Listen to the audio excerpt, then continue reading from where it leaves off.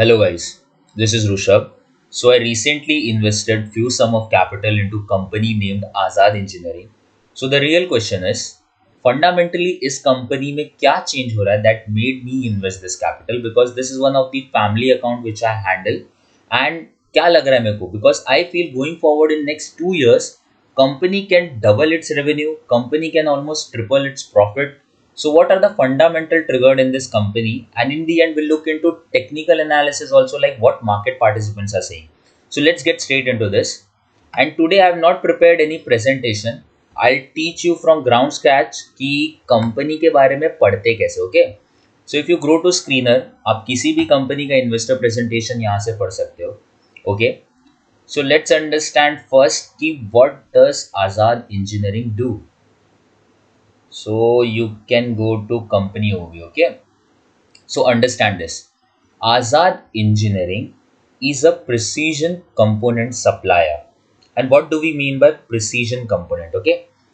Suppose करते हैं आपकी गाड़ी है, यू ड्राइव अ कार के अंदर इंजन्स है, कार के अंदर बहुत सारे प्रोडक्ट है, बट वो सारी चीज़ें मिला के गाड़ी बनती है. अगर आप गाड़ी का इंजन भी है तो इंजन के अंदर मल्टीपल स्मॉल स्मॉल कंपोनेंट्स है जिनको जोड़ के एक इंजन बनता है. ठीक है, तो आज़ाद इंजीनियरिंग वैसे कंपोनेंट सप्लाई करते हैं. And to whom they supply component, तो traditionally they were supplying to energy and oil and gas industry.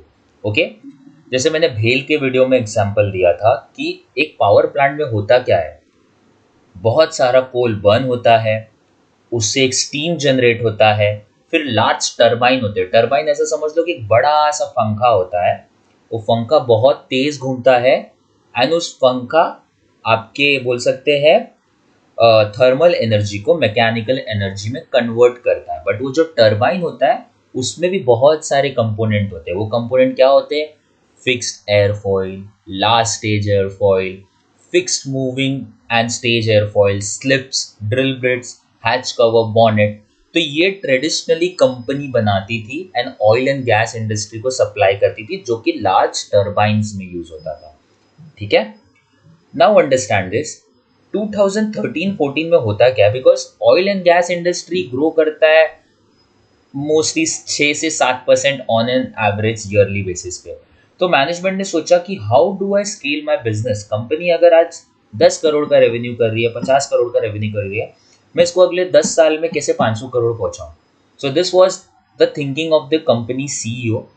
So he entered into aerospace and defence industry. क्यों?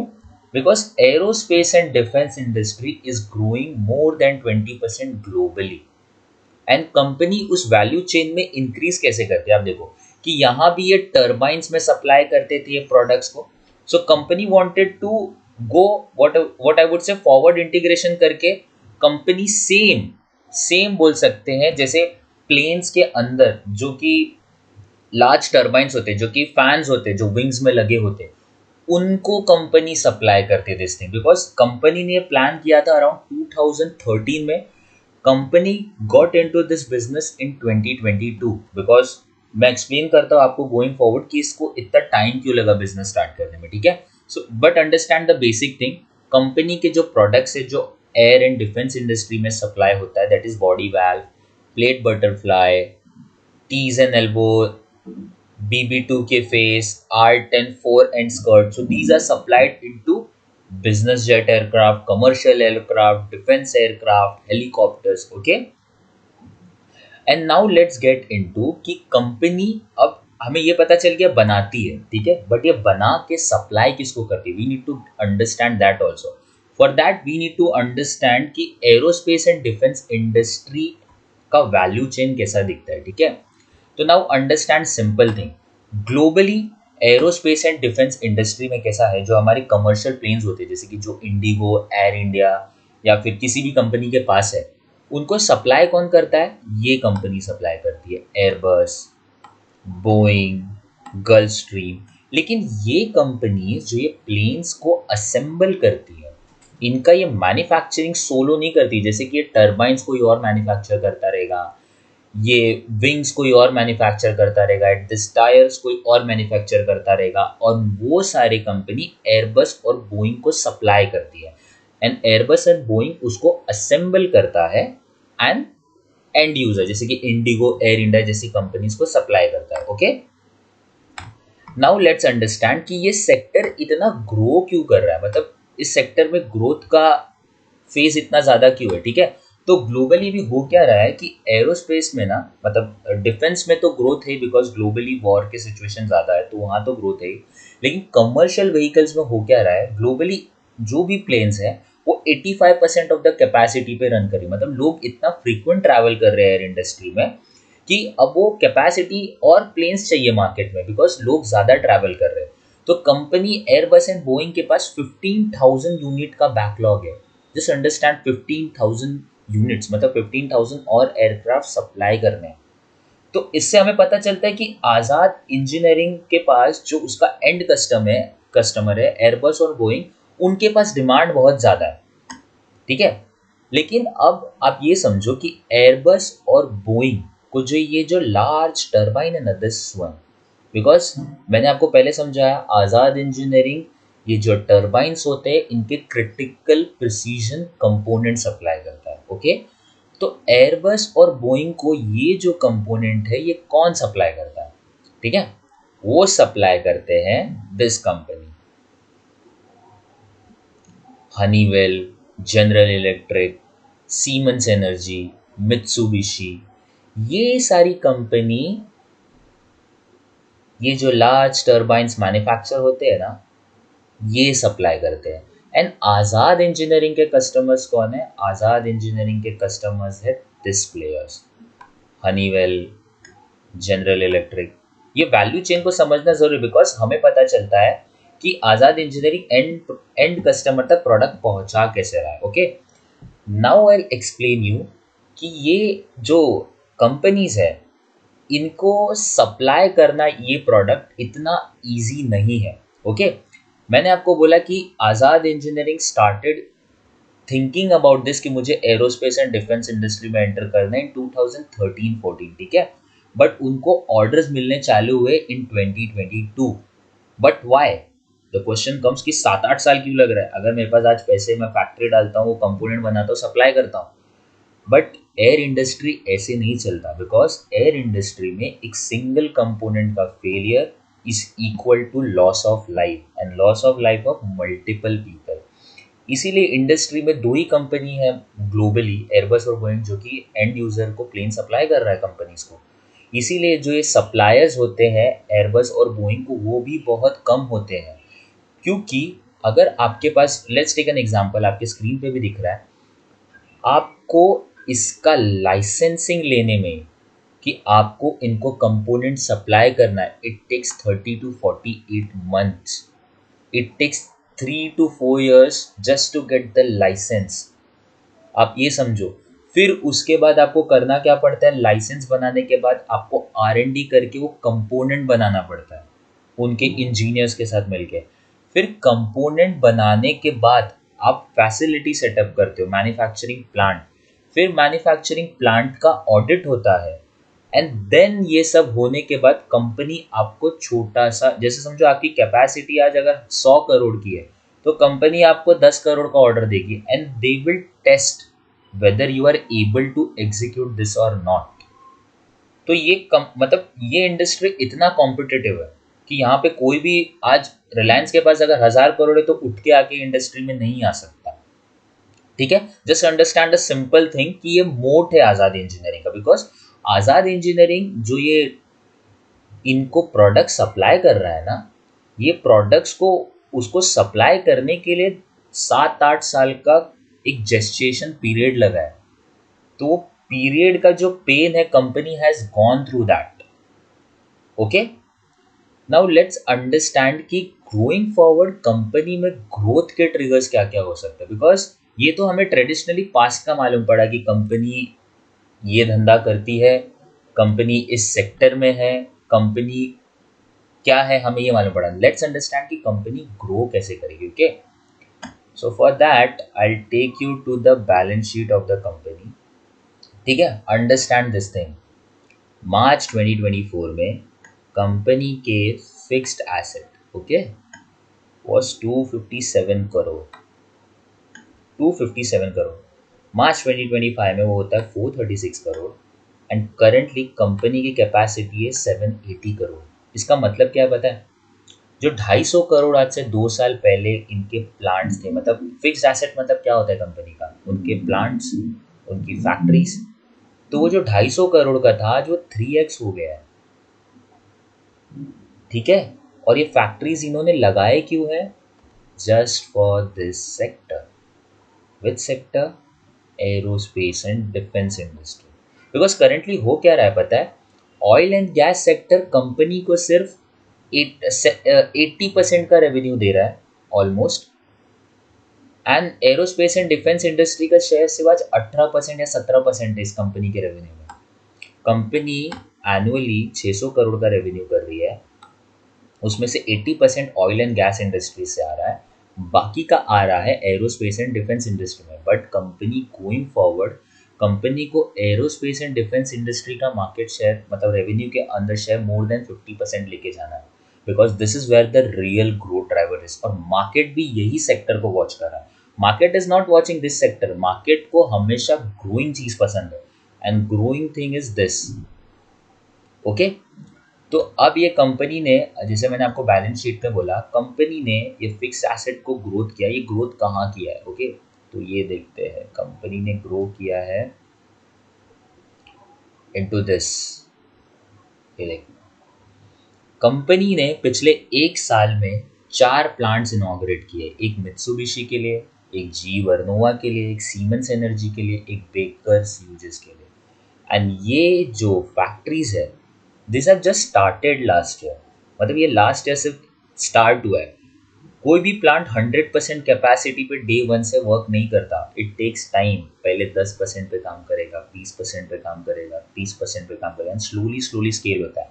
एंड मैनेजमेंट ने भी लास्ट ईयर, सी यहाँ पे company के CEO ने भी क्या बोला है, FY26 was a year of clear focus on consolidation and stabilization. What they were saying कि FY26 में, फाइनेंशियल ईयर 26 में, they were focusing on stabilizing, they were building the next growth engine for the company. Okay, because आप ये सोचो, Indian company जो कि साल का 600 करोड़ का रेवेन्यू कर रही है, उसको रिसेंटली मित्सुबिशी से ऑर्डर मिला था। ओके, यहीं कहीं पे होगा, या this one, single source supplier partner for supply of high engineered and complex hot section nozzle vane segment of gas turbines engine। तो ये सिंगल कंपोनेंट सप्लायर है टू मित्सुबिशी। मतलब सोचो, मित्सुबिशी जो कंपोनेंट बना रहा है पूरे वर्ल्ड में, एक सिंगल सोर्स सप्लायर है आज़ाद इंजीनियरिंग। ये इस कंपनी का कॉम्पिटिटिव स्ट्रेंथ है, जो ये कंपनी ने पिछले 10-12 सालों में गेन किया है।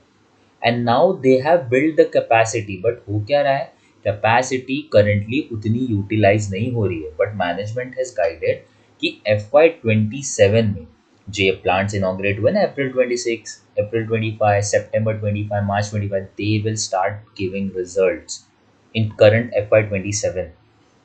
तो this is the real growth engine. And management ने बोला है that they are going to maintain same margin, like 37% is very good margin. But वो बोल रहे कि सेम मार्जिन मेंटेन कर पाएंगे, but they can grow revenue. Management is saying they can grow revenue by 25%, but I feel कि they can grow in this financial year revenue by more than 50%। Because company के पास total order book size है, जैसे company ने, मैंने आपको बोला, company is doing 600 crore of revenue. Company has total order book of 6,600 crore. ठीक है, मतलब 10x ऑफ रेवेन्यू का उनके पास ऑर्डर्स है कंपनी के पास। कंपनी ने रिसेंटली फैसिलिटी सेटअप किया है। So what's the main thing, market is just watching execution, whether Azad Engineering will be able to execute जो ऑर्डर उसके पास है कि नहीं है। ठीक है, आप अगर इस कंपनी के कॉन कॉल्स भी पढ़ोगे ना, this is the real thing guys. If you want to invest, you have to go deep dive into the company. ठीक है,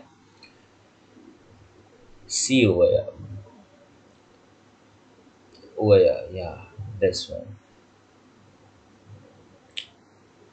Talking on the capacity and customer milestone, as promised on our capex roadmap, we have successfully inaugurated 4 dedicated lean manufacturing facilities for our marquee global customers since listing. 2 were commissioned during FY 26. Okay, तो ये 2 plant इन्होंने build किया है. And company, अगर आप con call पढ़ोगे, you may get to know like going forward this year management is guiding for very strong result. Okay, आप ये पूरा कॉन कॉल पढ़ना guys, you will get more and more deeper understanding into the company, more and more deeper understanding into how a company. जैसे कि आज अगर आप ही समझो, अगर आपका 600 करोड़ का बिजनेस है and you want to scale this to 6000 crore, you need big market. आपको मार्केट ऐसा चाहिए जो कि फट जाए. And how you are getting that market, because आज रोल्स रॉयर्स और ये सारी जो कंपनीज हैं, रोल्स रॉयर्स, मित्सुबिशी, ये कंपनीज आज़ाद इंजीनियरिंग को एक दिन में ऑर्डर नहीं देंगे कि तू मेरे को 500 करोड़ का कंपोनेंट सप्लाई कर. They will give order starting में 50 करोड़, 100 करोड़, 500 करोड़. फिर वो कंपनी को बड़ा ऑर्डर मिलेगा 5000 crore. And they have the capacity to manufacture that thing. But the thing is, ये चीज़ को जेस्टेशन पीरियड लगता है. स्केल बाय स्केल कंपनी बड़ी होती है. तो पिछला जो 10-12 साल आज़ाद इंजीनियरिंग ने एरोस्पेस एंड डिफेंस इंडस्ट्री को दिया है, इस कंपनी को गोइंग फॉरवर्ड प्रोबेबिलिटी है कि नेक्स्ट 3 to 4 years में कंपनी को उसका रिजल्ट दिखेगा. कंपनी माइट हिट 1000 करोड़ और 1200 crore in next 2 years of revenue. Okay, and ये सब मेरे बोलने का कुछ रिजल्ट नहीं है if technically market is not confirming. Okay, so if we go into trading view, अगर आप ट्रेडिंग व्यू में कंपनी का basic, if you understand basic chart structure, okay, company came with the IPO around 2 years बैक. I'll make it 1 week. Okay, company का IPO आता है in December of 2023, first of what I would say Jan 2024 में. ठीक है, company has a huge run up. See this stock 689 से almost 2000 हो गया. It was almost 200%. बट हो क्या रहा था, since last 2 years, from this year to 2026, stock एक कंसोलिडेशन में था. See this is consolidation. Stock कहीं नहीं जा रहा है, it is consolidating because capacity build हो रही थी. Market was waiting. ओके, होता क्या है, सडनली मार्च 2026 में stock breaks this high. Okay, stock इस हाई को ब्रेक करता है एंड देन यहाँ पे एक साइडवेज कंसोलिडेशन होता है. Understand this guys. अगर आज मेरे को आज़ाद इंजीनियरिंग में, जो कि 13,000 करोड़ की कंपनी है, if you go to the top, company 16,000 crore की है. ठीक है, कंपनी 16,000 करोड़ की है. मुझे इस कंपनी में 500 करोड़ डालना है, तो will I put my whole capital at once? I won't, right. मैं धीरे धीरे शेयर को अक्यूमुलेट करूँगा. ओके, एंड अब अगर इसको डेली चार्ट में भी देखो ना, this company is creating higher highs. And आप इसके सामने निफ्टी स्मॉल कैप को कंपेयर करो, ब्रॉडर मार्केट को कंपेयर करो. Broader market is down by more than 5-6%, but this stock is from highs, it is down just what I would say 2-2.5%. तो this stock is telling, institution people are telling us that they are accumulating this stock. And market wait क्या कर रहा है, market is just waiting for the numbers कि Azad engineering going forward execute कैसे करता है. Because आप अगर निफ्टी स्मॉल कैप सेक्टर को देखते हो, because this company is a small cap company. Okay, see this, ये sector as of whole is down 3%. Azad engineering is down more than just 2.5%. ये स्टॉक स्ट्रेंथ दिखा रहा है. Institutions are accumulating, that's why this stock is creating highs. This is never a buy sell recommendation. This is a probability thinking, because market is all about probability and execution. I am seeing कि management क्या बोल रहा है, I am seeing कि institution what behavior they are showing, so we buy. Okay, and many people have question like Azad engineering का P बहुत ज़्यादा है, but understand this thing, company का कॉम्पिटिटिव स्ट्रेंथ इतना है कि इस सेक्टर में अगर आपको बिजनेस करना है तो आपको अपफ्रंट 10 साल देने हैं, just to get the license, just to get the audit of your plant, just to get the orders. कोई भी बिजनेसमैन वो टाइम पीरियड देना नहीं चाहता है. So company will command high P, and last 2 साल में कंपनी ने हेवी केपेक्स किया है. तो हेवी केपेक्स किया है तो they are not getting that much profit compare to what market cap of the company is. साल का 120 करोड़ के आसपास का प्रॉफिट और 15,000 का मार्केट कैप है, तो आपको पी ज़्यादा दिखेगा ही. बट अंडरस्टैंड दिस कि 2 साल बाद अगर कंपनी का जो प्राइस मतलब EPS इज 20, अगर 2 साल बाद ये 60 होता है तो कंपनी का ये जो पी ये गिर के 40 हो जाएगा. So market is always forward looking, market is always future looking. So that's why I feel कि Azad engineering is really at a good stage. So I have accumulated this share into my client's portfolio. So hope you like this video. Do share with your friends and family who are actively investing into the market. And if you like this video, do subscribe to the channel and like my video. Till then, take care.